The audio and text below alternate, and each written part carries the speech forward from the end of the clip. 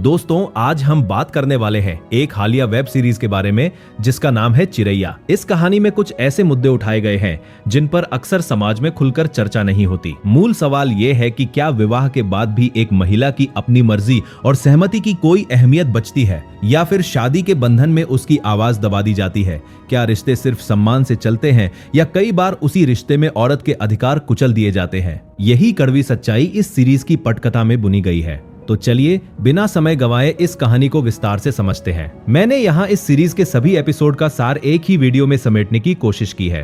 कहानी की शुरुआत लखनऊ शहर के नजारे से होती है। पहले ही दृश्य में हम देखते हैं कि अरुण नाम का एक लड़का कुछ गुंडों के घेरे में फंसा हुआ है। वे लोग उसे बेरहमी से पीट रहे थे। अरुण बचने की कोशिश कर रहा था, लेकिन भीड़ ज्यादा थी। ठीक उसी वक्त वहां उसकी भाभी कमलेश आ पहुंचती है। अपने देवर को उस हालत में देख कमलेश का गुस्सा 7वें आसमान पर पहुंच जाता है। वो बिना कुछ सोचे उन लड़कों से भिड़ जाती है और एक एक करके सबको सबक सिखाने लगती है। वहां शोर शराबा मच जाता है। तभी वहां कमलेश के ससुर यानी अरुण के दादाजी ब्राह्मण आ जाते हैं। उन्होंने बीच बचाव किया और कमलेश को शांत होने को कहा। ब्राह्मण ने समझाया कि पहले ये तो पता चले कि गलती किसकी है, अरुण की या उन लड़कों की। इस पर कमलेश पूरे विश्वास से कहती है कि उसका अरुण कभी गलत नहीं हो सकता। कहानी में कुछ साल का समय आगे बढ़ता है। अब अरुण की परिवार वाली उसके लिए लड़की देखने जा रहे हैं। रास्ते में अरुण की दादी अपनी बहू कमलेश से पूछती है कि उन्हें कैसी बहू चाहिए। दादी का कहना है कि अगर लड़की धार्मिक निकली तो आज ही शादी पक्की कर देंगे। दूसरी तरफ हमें उस लड़की से मिलवाया जाता है जिसका नाम पूजा है। पूजा ने अंग्रेजी में स्नातक किया हुआ है। जब दोनों परिवार वाले पूजा के घर पहुंचते हैं तो बातचीत शुरू होती है। इस बीच सब लोग पूजा से कुछ गाने को कहते हैं। पूजा सबके सामने अंग्रेजी में एक गीत सुनाती है। उसकी आवाज और हुनर से सब प्रभावित हो जाते हैं और परिवार को पूजा पसंद नहीं आता, लेकिन कमलेश को ये पसंद नहीं आता। बाद में अरुण कमलेश के पास जाता है और उन्हें मनाने की कोशिश करता है। वो कहता है कि उसे पूजा बहुत पसंद है और वो अपना प्यारा देवर होने के नाते इस शादी के लिए हाँ कह दे। आखिरकार कमलेश राजी हो जाती है और दोनों की सगाई हो जाती है। कुछ समय बाद कमलेश और उसकी सास कहीं जा रही होती है। रास्ते में भारी जाम लग जाता है। सामने भीड़ जमा है और नारे लगा रहे हैं। कमलेश गाड़ी से बाहर निकलती है और एक लड़की से पूछती है कि ये प्रदर्शन किस लिए है। वो लड़की बताती है कि ये LGBTQ अधिकारों के लिए आवाज उठाने वाला जुलूस है, यानी जो लोग समाज से थोड़े अलग हैं उन्हें भी बराबरी का हक चाहिए। ये सब सुनकर कमलेश वापस अपनी सास के पास जाती है और उन्हें बताती है। तभी भीड़ में उन्हें पूजा दिखाई देती है। ये देख कमलेश हैरान रह जाती है और गुस्से में पूछती है कि क्या वो भी लेस्बियन है। पूजा कहती है कि नहीं, वो बस उनके अधिकारों के समर्थन में खड़ी है। ये सुन कमलेश और भी भड़क जाती है। वो पूजा से कहती है कि वो एक घर की बहू बनने वाली है, ऐसे काम नहीं करने चाहिए। वो उसे तुरंत अपनी सास से माफी मांगकर वहाँ से हटने को कहती है। पूजा ये सुनकर स्तब्ध रह जाती है। वो कमलेश को जवाब देती है कि उनकी सोच किचन तक सीमित है और उन्हें दुनिया की खबर नहीं है। वो कहती है कि अखबार भी लोग आखिरी पन्ने से पढ़ते हैं। पूजा साफ कहती है कि उसने कोई गलत काम नहीं किया, इसलिए वो माफी नहीं मांगेगी। ये सुन कमलेश गुस्से में पूजा की उंगली से सगाई की अंगूठी उतार लेती है और रिश्ता तोड़ देती है। जब ये बात कमलेश के पति विनय को पता चलती है तो वो उसे समझाते हैं कि ये मामला जल्दी सुलझा लो, लेकिन कमलेश किसी की नहीं सुनती। अरुण भी मनाता है पर कमलेश अड़ी रहती है। अब पूजा के पास कोई रास्ता नहीं बचता। वो वापस आती है और कमलेश से माफी मांगती है। वो कहती है कि हमें दूसरों के हक के लिए लड़ना चाहिए, वरना दुनिया नहीं चलेगी। ये सुन कमलेश को भी अपनी गलती का एहसास होता है। वो पूजा को माफ कर देती है और अंगूठी वापस पहना देती है। इसके बाद पूजा और अरुण की शादी हो जाती है। शादी के दिन पूजा की तबीयत खराब थी, फिर भी वह दवा खाकर संभल रही थी। सुहागरात की रात अरुण कमरे में आता है। पूजा बताती है कि उसकी तबीयत ठीक नहीं है, इसलिए आज कुछ नहीं हो सकता, लेकिन अरुण उसकी एक नहीं सुनता और जबरदस्ती करता है। पूजा कहती है कि तुमने गलत किया, क्या तुम्हें पता है? अरुण कहता है कि वो उसका पति है और यह उसका हक है। वो चुनौती देता है कि अगर गलत लगा तो बाहर जाके सबको बता दो। ये कहकर वो पूजा को कमरे से बाहर निकाल देता है। बाहर आकर पूजा देखती है कि कमलेश अन्य औरतों से बात कर रही है। कमलेश कह रही है कि औरतें बम से नहीं, तमाशे से डरती है। ये सुन पूजा समझ जाती है कि अगर उसने शोर मचाया तो बदनामी होगी।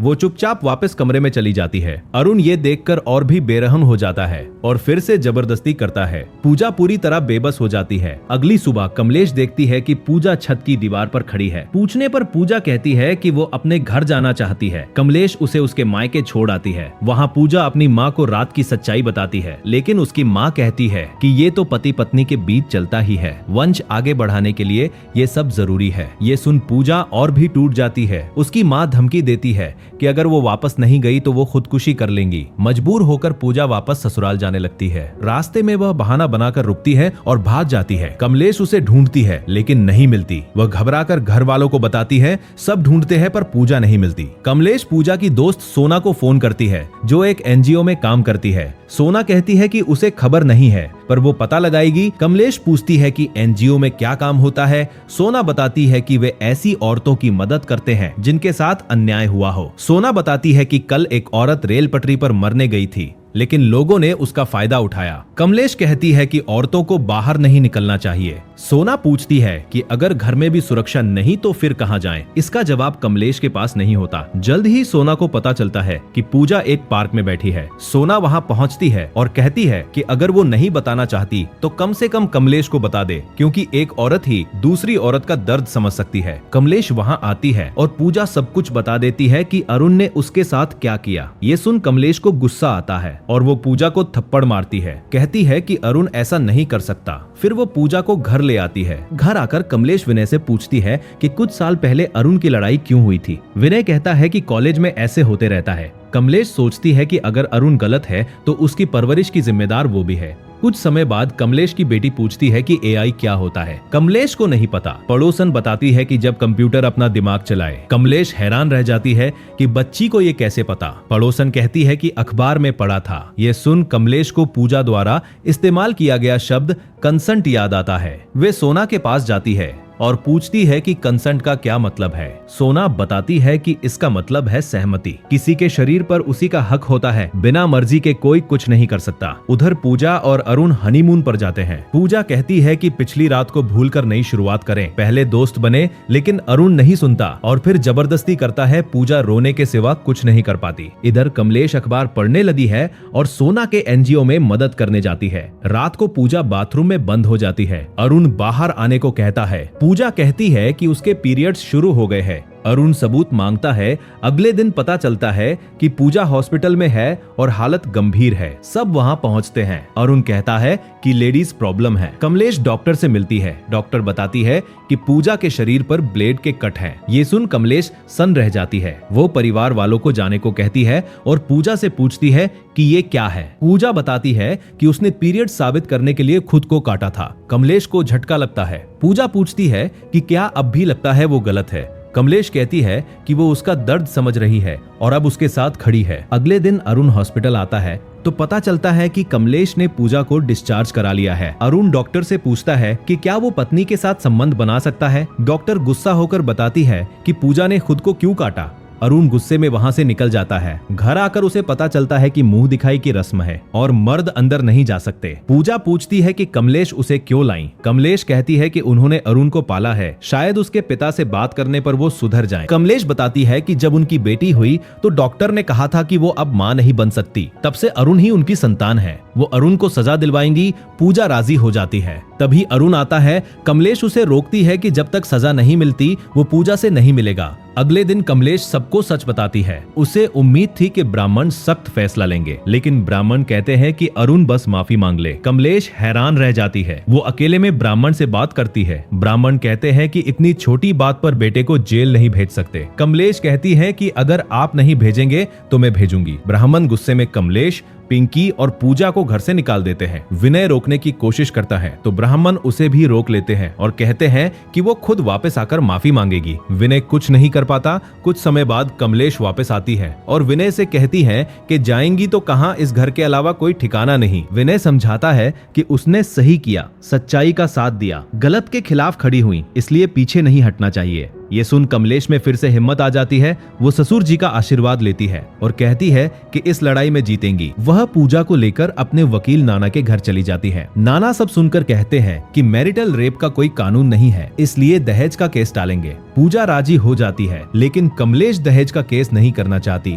उन्हें उसी अपराध के लिए न्याय चाहिए। फिर भी केस चलता है और अरुण व उसके माता पिता जेल जाते हैं, लेकिन जल्द ही बेल हो जाती है। ब्राह्मण अरुण और विनय को लेकर पूजा के मायके जाते हैं। ब्राह्मण पूजा के पिता से कहते हैं कि अगर तलाक हुआ तो पूजा वापस आ जाएगी। पूजा के पिता कहते हैं कि कन्यादान हो चुका है, वो ससुराल ही रहे। ब्राह्मण उन्हें नशीला पानी पिला देते हैं ताकि तबीयत खराब हो। उधर कार में विनय को अरुण से घिन आ रही है। अरुण कहता है कि अगर गलती की है तो पीट लो, कम से कम भाई के सामने मर्द बनो। विनय कहता है कि औरत पर हाथ उठाने से मर्दानगी नहीं आती। तभी खबर आती है कि पूजा के पिता को दिल का दौरा पड़ा है। उन्हें हॉस्पिटल ले जाया जाता है। पूजा वहां पहुंचती है तो पिता कहते हैं कि वो ससुराल वापस चली जाए। पूजा हैरान रह जाती है। अरुण कहता है कि उनकी लड़ाई की वजह से पिता की तबीयत खराब हुई है। मजबूरन पूजा वापस चली जाती है। वापस आकर सास खुश होती है। अरुण कहता है कि सब ठीक हो जाएगा, लेकिन कमलेश और पूजा गुस्से में है। तभी दादी, जो सालों से चुप थीं, बोलती है कि अच्छा हुआ दोनों सच्चाई के लिए लड़ी।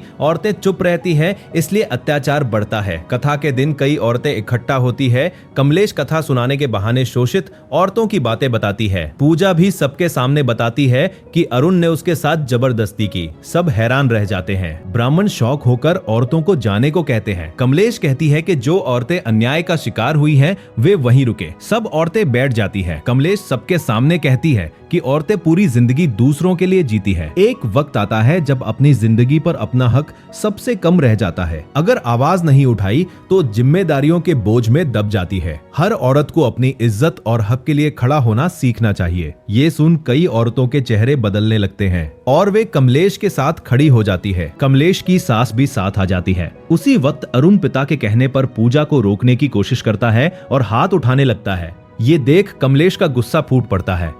वो आगे बढ़कर अरुण को एक जोरदार थप्पड़ मारती है। कमलेश ऐलान करती है कि आज के बाद अरुण का इस घर की किसी औरत से कोई रिश्ता नहीं है। न बात करेगा, न रस्मों में शामिल होगा, न पूजा से मिलेगा। यहाँ तक कि पिंकी की शादी में भी वो डोली नहीं उठाएगा। कमलेश कहती है कि अगर अरुण सही होता तो पूरा परिवार उसके साथ खड़ा होता, परंतु सच्चाई ये है कि उसके पिता के सिवा कोई भी उसके पक्ष में नहीं खड़ा है। इसका साफ मतलब यही निकलता है कि दोषी वही है। इस मोड़ पर हम देखते हैं कि अरुण को एहसास होने लगता है कि उससे भयंकर भूल हुई है। उसकी आंखों से आंसू बह निकलते हैं। वह रो पड़ता है। फिर वह पूजा के चरणों में गिर जाता है और बार बार क्षमा याचना करता है। वो वादा करता है कि भविष्य में ऐसा कभी नहीं होगा और वो खुद को बदल लेगा। लेकिन पूजा इस बार दृढ़ निश्चय के साथ इनकार कर देती है। उसका कहना है कि केवल सॉरी बोल देने से सब कुछ सामान्य नहीं हो जाता।